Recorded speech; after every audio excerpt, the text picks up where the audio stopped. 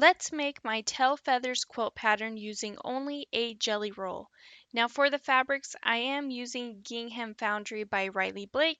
Now this is an older collection, so you might not be able to find it at this time, so I do apologize for that. But after you have unrolled your jelly roll, you are going to select 4 2.5-inch strips of fabric and sew them all together. Now, since we are sewing long strip sets together, you might want to alternate the strip salvages so that way you can prevent your strip set from bowing and stretching. But go ahead and repeat this step to all 42.5-inch strips, creating a total of 10 strip sets. Now, once you have sewn your strips together, within each strip set, you are going to cut 4 8.5-inch squares.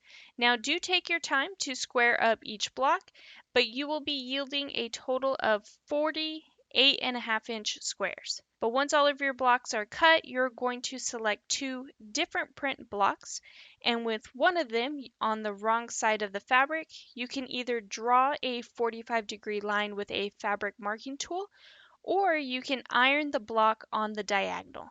Now, since we are working with several seam allowances, I prefer to iron my blocks on the diagonal, but you choose whichever you like. Now, do pay close attention to the fabric placement and the direction of the strips because you are then going to place them right sides together and sew a 1/4-inch seam allowance on both sides of that line you drew or ironed.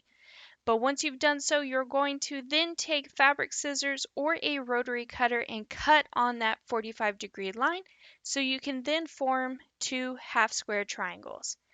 Now you're going to repeat these steps until you have made a total of 40 8-inch tail feather blocks. But lastly, once all of your blocks are completed, it is time to lay your quilt out, and today we are going to set them on point with 4 blocks across and 5 blocks down. Now on the screen, I am going to show you 3 blocks across and 2 down. That way it will fit on camera. Now for the sides, you're just going to undo your seam, and then you're going to take the other half of the square triangle and place it on the left side as well.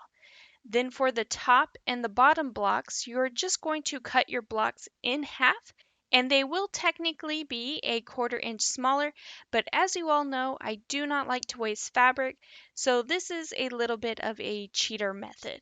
But then you're going to sew all of your blocks together to form diagonal rows, and then lastly, sew those rows together to complete your quilt top.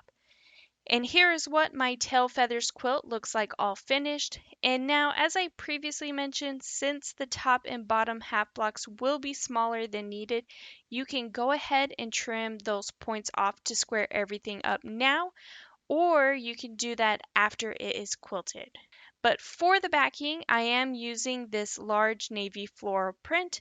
Then as for the thread choice, I am going with glide thread in the color Fog.